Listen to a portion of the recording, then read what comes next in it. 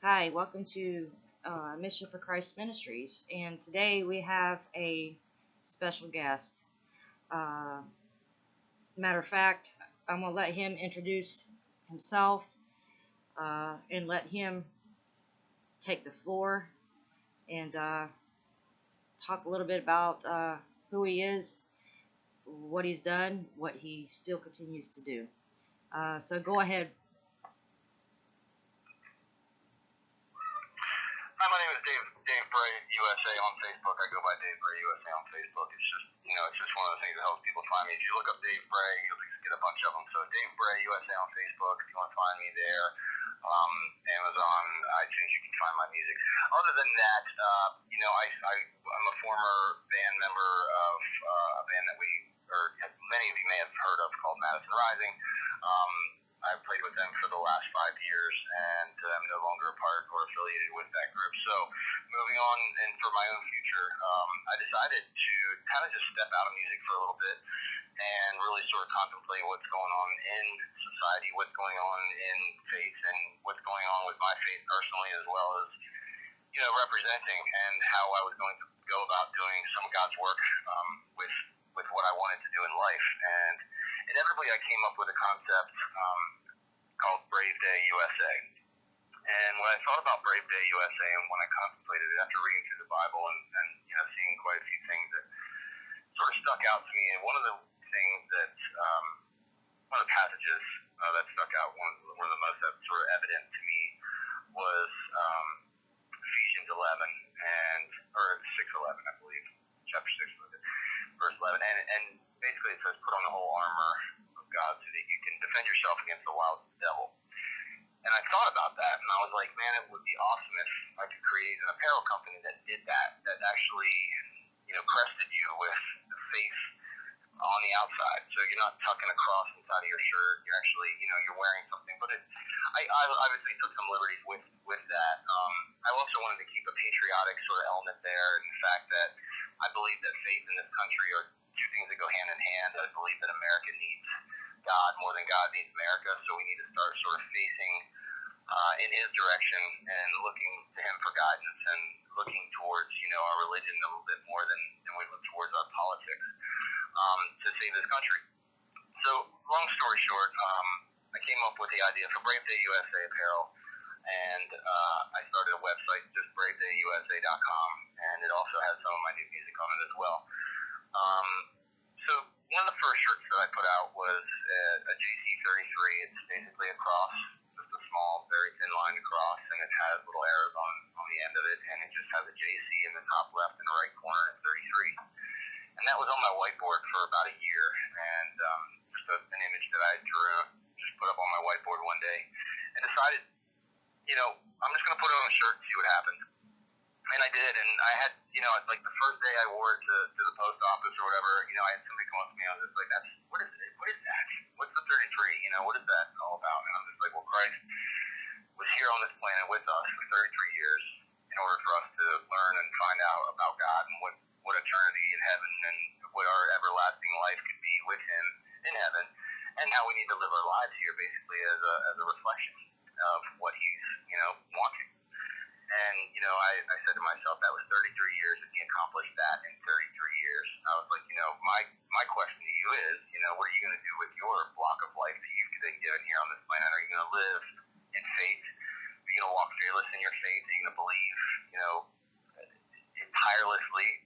Are you going to be a battle-ready Christian? Because I think in this day and age, the day of the passive Christian who, gets dressed up and sneaks off to church on Sunday, comes home, has a meal, I think those days are kind of gone. We need to be wearing this armor on a daily basis. We are being outprayed and outgunned at every corner by just about every other religion, and as Christians, Sunday just doesn't cut it anymore. We need to be doing more. We need to be expressing more. And when I put on this shirt, again, put on the Brave Day USA shirt, what happened? Organic conversation happened. Somebody came up and asked me a question. It gave me the opportunity to organically talk about Christ and talk about God, and I thought it was really, really neat. And then I did a couple more different kind of shirts. One is "Without God, There Is No Country" shirt, and it has the 6 stars from the middle of the flag field, or the star field on the United States flag, pulled out of the back of the shirt, and then they're put on the front, and they are in the shape of a cross. 4 down and 2 across, or 3 across actually. 4 down, you're using the top one to make that cross, and it's the stars from the flag of the United States. And this is one of the most unique shirts that I've done, and it's actually gotten, the most attention. And again, this is a for-profit thing. I'm looking for ways to support my family right now and to support my music. I'm hoping that it gets to a point that I can pay it all forward. I want to do something really, really special for something, some way, somehow. My objective would be to help, hopefully help children learn at a young age what faith and what God and what true religion is, instead of what they're seeing on television coming from all different angles. So in a form, it's a mission. It's a little bit of a ministry, but it's organic. It's not. There's no church other than when somebody comes up and asks a question about your shirt. That's the cool thing about Brave Day USA. And one of our taglines is, walk fearless in faith and make every day a brave day. And that's when you put on that armor, you honestly feel different, because you're no longer representing yourself as a camouflaged Christian. People know when you're holding a door form or going above and beyond and acting in a better, more kind and peaceful way to people, and they look at your shirt, they're like, oh, I was a Christian dude. Instead, just like we would do if, a Muslim guy was holding the door for us. Hey, that Muslim guy held the door for me. That was pretty cool. I want people to say, hey, that Christian guy. I want people to know where we are, and I want people to be fearless in that. I want people to understand we are here. We have not given up on our faith. We have not given up on our country. We are right here, and we're ready. And that's what Brave Day USA is all about. So that was the idea behind that. And then from there, I kept doing some music. I did a few songs. One of the most recent one, which really just sort of blew me away, because it was recorded a few months ago, and unfortunately, it was about a fallen police officer. And then after this thing happened in Dallas and obviously Baton Rouge, I don't want to say it fell in my lap, but a couple people picked it up, and some of those videos went extraordinarily viral, millions of views, and I just thought it was, really kind of just mind blowing, that many people that could hear or see a song in just a few days. When a musician works tirelessly for years and years, then all of a sudden something like this happens. And I don't want to say the stars aligned, but it's just one of those things that, I had the right song for the right moment in time, and it was just really serendipitous and kind of strange. But Last Call is that song, and you can look it up, Dave Bray USA, on Facebook. You can just page down my stream, and there's a live version of me singing it. There's also a video that I put together for it with an organization called LESMA, and they are a media watchdog group. Yeah, I'm going to vouch for that. I've seen the video. Speaking to the audience, I'm going to say it's a must watch. And to you, Mr. Bray, I could, the word says that those who uphold the law, enforce the law, they're ordained by God. They too are ministers. And it looks like you not only served your country as a minister in that aspect, but it seems to be turning that God is using you now here in America as a minister. He uses us in separate ways, different ways to minister. And just what you did is going to minister to a lot of people. Just that symbol, that emblem, because it means more than just something that you drew up or anything like that. It's got a meaning behind it.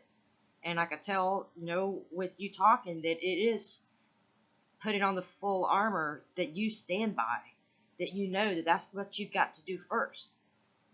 And it's truly amazing that after, serving your country overseas, you come here and you're called to do another kind of serving, and that's awesome. What would you say to those that want to serve their country, and unfortunately to those that believe a lie of how they think that being a soldier of any kind is being warmongers. But according to the Bible, you know, there's a time that we do have to go to war, and war must be a just war. What would you say to those that want to be serving our country and hearing all of this, and to those that are saying all of this? I think first and foremost, if you want to serve your country, you should do it. And I believe, honestly, if more people did, there would be much less of what you see in the society today. Because what being a serviceman or woman does for you first and foremost is it breaks you down. You go through a regimented system of breaking you down physically and mentally, and they build you back up in a different way because they want everyone at the end of the day to have the same exact training, so that everyone understands all the same orders in the exact same way, and that everybody can knows how to work together as a team. And that goes for, I don't care if you're Air Force, Coast Guard, anybody, you're going to go through that kind of training. But moreover, a lot of people, I think, get a little bit confused as to what the military is. Some people say, well, I'm joining the military so I can go to college and do that. That's all fine and dandy. But there's this big thing called the portion of service that you have to do. You have to become a soldier first. And I do honestly believe that it's cut and dry for some people, that they understand that. And other people go and say, well, I didn't sort of sign up for this. And there are certain people that are meant to be soldiers, war fighters, firemen, policemen, servicemen. There are certain people that are just cut from a certain cloth, like you said. And what this goes back to a friend of mine who is by the name of Sheila Stevens. And I want to give her a plug here. She's put together something called the Valkyrie Initiative.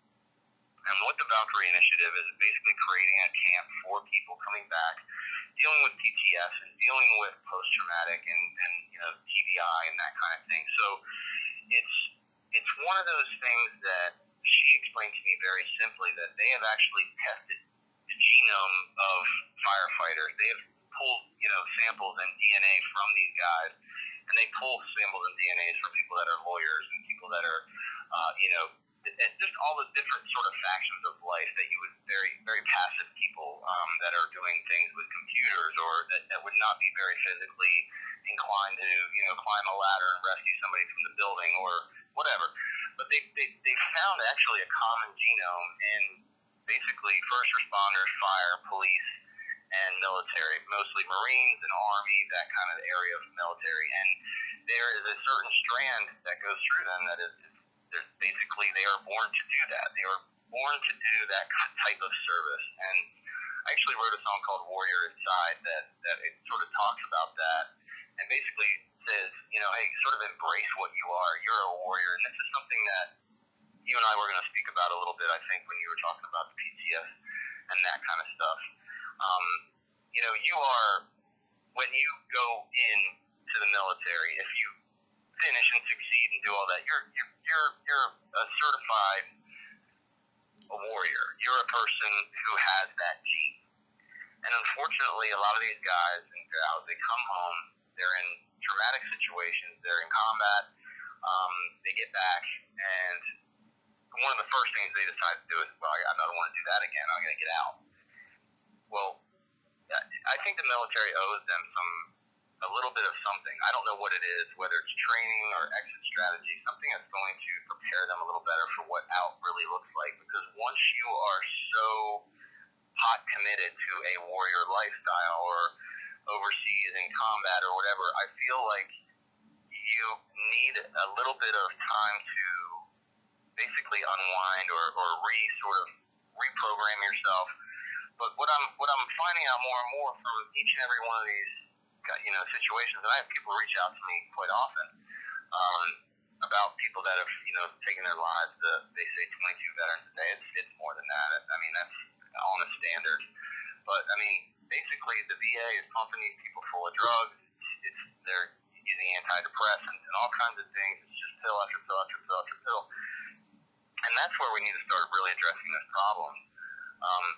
These guys and gals are again, they're torn down to nothing. They're built up to be warriors. They've learned the ways of war. They learn that, then they go to combat. They come back, and they're not the same person anymore. They're not that same person that went in, but they still have that gene, that warrior gene, that will to fight.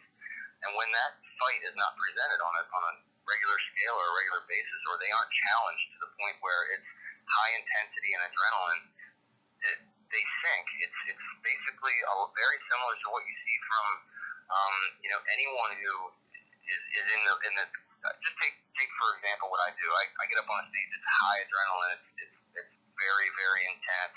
It's fast, and then you get off that stage and everything's chill. Everything's relaxed, and then once you're on that pace for years and years and years, you're in that moment. You never come down from that. You're always on that stage after a while. It just feels like the world is a stage. And then when you don't have that exit, that plan to go to on a daily basis, it's like, hold on a second, I'm not on that stage anymore. And it just, you have a tendency to sort of wind down and lower the value of yourself, because now, just like any one of these warfighters, I'm not a part of this team. I'm not a part of my unit, my platoon, my group. I'm just me out here by myself, and that loneliness can be very, very, very daunting for somebody in high intensity situations. So, again, what the Valkyrie Initiative is and what she's doing is sort of doing what I believe the military should be doing for them, basically setting up a place for them to do and work with agriculture, outdoor life, hunting, fishing, ATVs, boating, all these things. And it's going to be, she's putting it together down in Texas.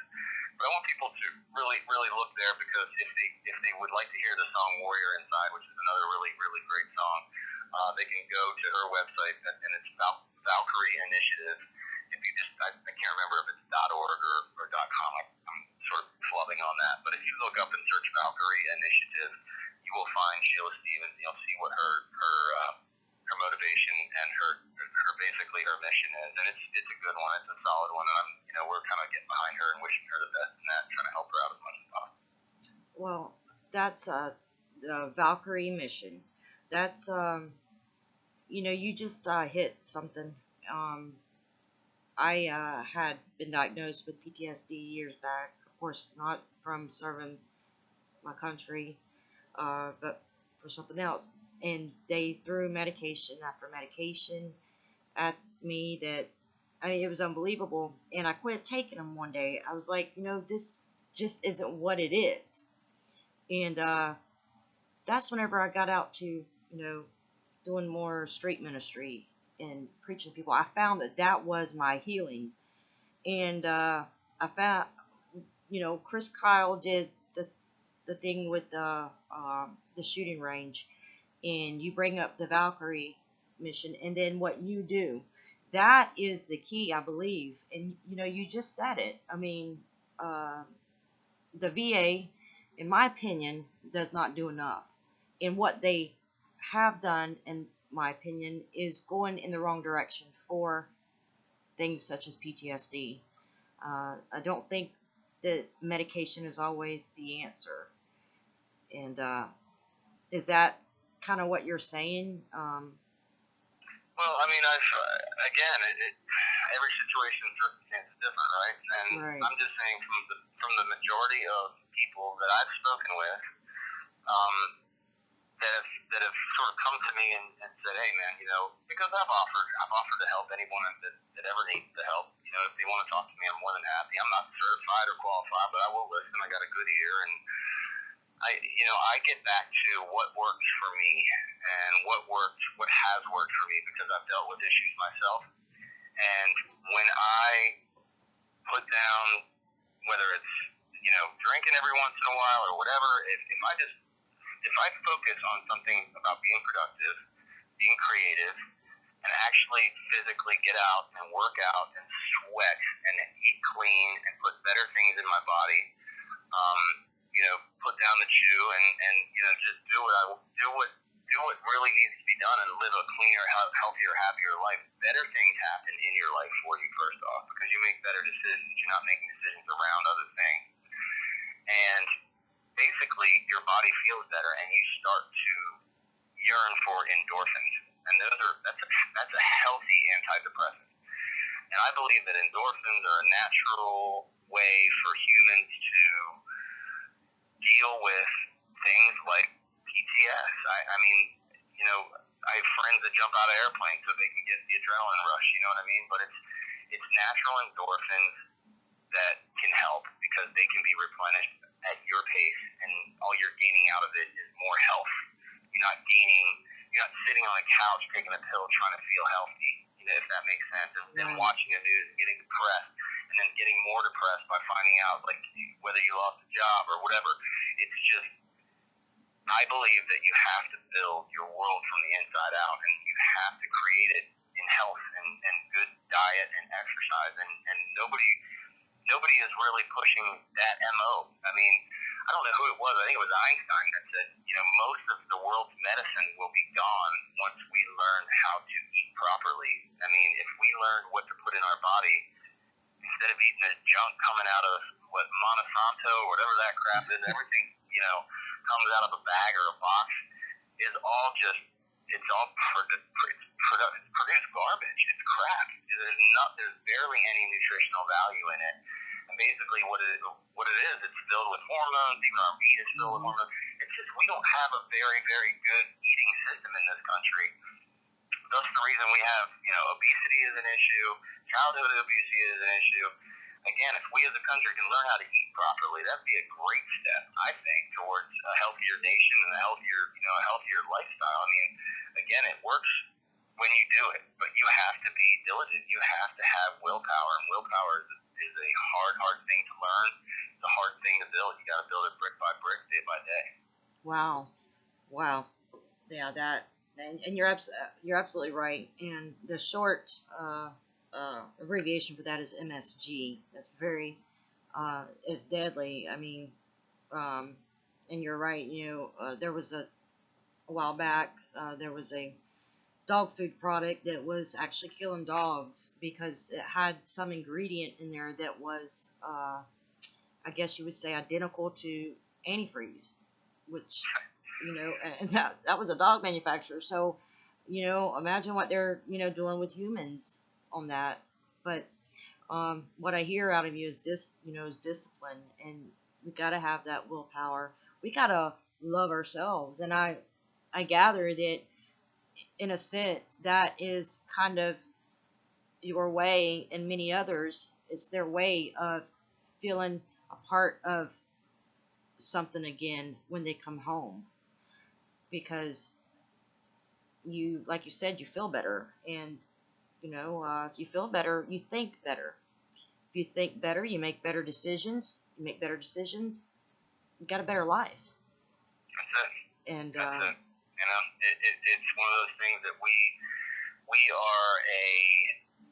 are surrounded by rewards, and we are not surrounded by positive rewards in this country. I mean, it's every corner there's a cigarette distributor or a vape shop, or an adult bookstore, or a booze or liquor outlet. I mean, everything in this country, if you take a look around, it's all self rewarding. Like, oh, well, I had a great week and I did this and I worked hard and I deserve to go out and I'm gonna drink a 30-pack or whatever. You know what I mean? It's like, why don't you do that, like, at the end of you saved $8,000 in the first 6 months of the year, and then reward yourself. But we just get wrapped up in these circles. We get pushed ourselves to be in these circles, and we can't break out of them. We keep going back. We always rotate back. And this is where, again, faith, for me, has been key. I mean, you are not going to get out of these circles if you don't get on your knees and just say, hey, listen, I don't want to wake up and feel like garbage anymore. I don't want 3 days out of my life to be ruined every weekend because I decided to reward myself or overindulge or whatever. It's one of those things that you have to get down on your knees and just be like, okay, I'm not doing it today. Today I'm not doing it. I'm using God, I'm using Christ, I'll use whatever I need to. If I got to drink 14 pots of coffee today, I'm not going to drink a beer. Or if I got to eat 4 bags of Oreos today, I'm not going to smoke a cigarette or whatever. It doesn't matter what it is. But as long as you're not going in that direction, right, the one that you're in, that one that puts you back in that cycle, and the one that puts you mentally in that distressful place, that dark place filled with paranoia and question, and what am I going to do, and what's going to happen tomorrow, and I'll never make it to the end of the month, and bills, and this, that, and the other thing. That's the stuff that you got to give to. You got to give it to Christ, man. You got to pass that stuff to Jesus and be like, okay, just take this away from me today, and if you feel it creeping back in, get back down on your knees. I've been in the parking lot of grocery stores and been on my knees, before I get in my car. I've begged and pled. I mean, I've been in some crazy dark places, and but the only thing that helps, the only thing that gets you through those darkness and those places is the faith, and finding a way to get past those crutches, finding a way to get past those self rewards that you believe you deserve when you actually you don't. You haven't earned those rewards. So I mean, that's again, that's what works for me. I think that it's a philosophy that could still work for other people, but it's definitely one that comes with some willpower. There's definitely been days where, you're not sure if you're going to make it through, and you end up having to be, you feel powerless, and it's like, man, I need this energy, I need something, please help me, God, come into my life, please, and he never fails, and it's a blessing, to have that. Yeah, that's absolutely right, and you're right. I think we lean too much as a society into doing things based off what we're going to get materially, rather than what gifts we already have by God. If we could take a look at that, then we would realize that we don't need a $50 gift just for completing something that we should be doing anyway. And I think I call it the cupcake generation, the ones that expect rewards when they've done nothing to get them. And so you really nailed that. And I've watched some more of your interviews, and there's other topics that I hope one day that we could do interviews with, because you could resonate with so many people. I could tell that already. I mean, whether it be with your brothers and sisters of the Marines, brothers and sisters of Christians, you could really resonate that. Your music is your ministry, your business, your shirts and hats, that's your ministry. And with that said, I know you said that you had a few minutes, and I think I've taken more than yours. So I want to. Thank you very much for having me on. I greatly appreciate it. Remember, people, if you want to get involved, you want to get, you want to feel like you're walking fearless in faith with me, I would appreciate that. Go to Brave Day USA or DaveBrayUSA.com and check out the stuff on the site there. Or just go to my Facebook page, Dave Bray USA, and look around, see what you like, see what you're feeling. Again, it's just me and my wife and my kids. I mean, I'm the person who orders the shirts. I go pick up the blanks. I take them to the print shop. I actually print and pull the screens. I dry them. I fold them. I package them. I label them. I ship them. I do it all. So it's between me and my kids. They help me bag up. They help me with the label. So if you end up getting a shirt that the label, the little sticker on the outside of the bag is, looks kind of weird, it's probably because one of my boys probably drew the size on it for that shirt. But anyway, long story short, it's a family affair. My wife Becky, she's tireless and works so hard to try to keep this thing going. We've all worked so hard to try to keep it going. We're really hoping to get a little support from the Christian community, because we do believe that this is a clothing line that's not just something that you wear, but you're actually putting on in faith. And I believe personally that when you do put it on, you're going to walk a little taller, with your head a little higher, with a little more pride in yourself. And I think when you do that and you realize that you're being judged by what you're wearing as being judged by a Christian, you too will make better decisions in your life. You'll walk more kindly, more patiently, and engage people in a different way. And I think that that's what we need more in this country. I mean, we have to learn to love the strangers. You know what I mean? We have to learn to get outside of our boxes and do things that we normally wouldn't do. Paying it forward, just start the wave, and make things happen. That's it. That's all we can do. We can do that, or we can sit on our computers and hate each other. So I rather people get out there, put on the Brave Day USA shirt, walk fearless in faith, and represent the faith in a positive light, and continue on with our ministry and continue on with our mission, and organically engage people in conversation. Yeah, absolutely. I will definitely share this with other churches that I visit. I think I'm going to order me and my husband a shirt, actually. Check it out.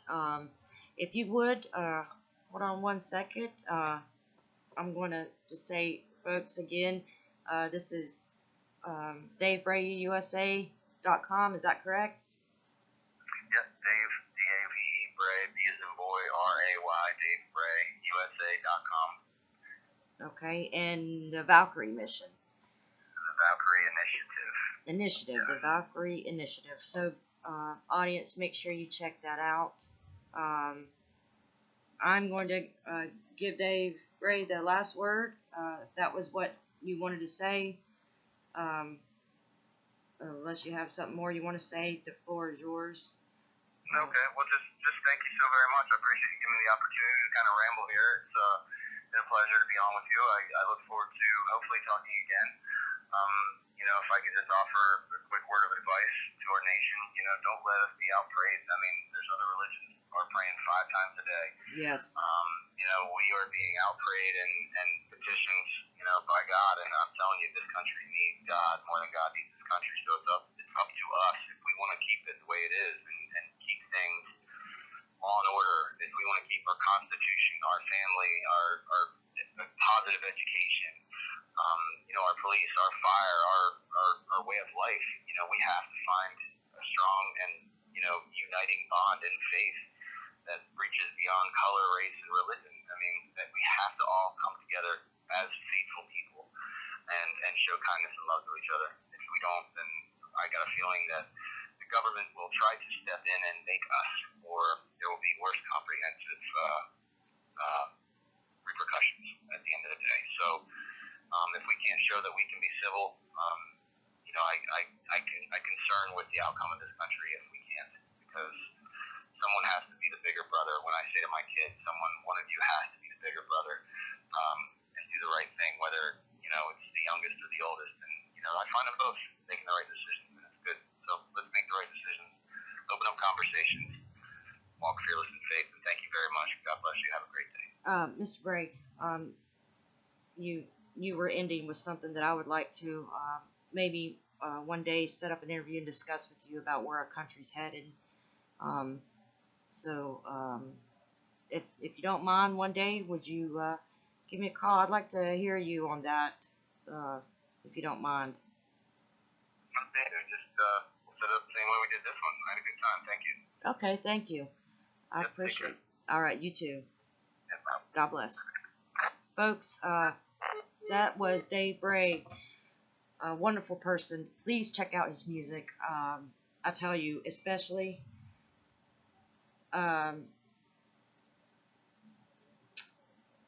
just got notice that we have a campus officer presumed drowned, and that is on the Officer Down Memorial page.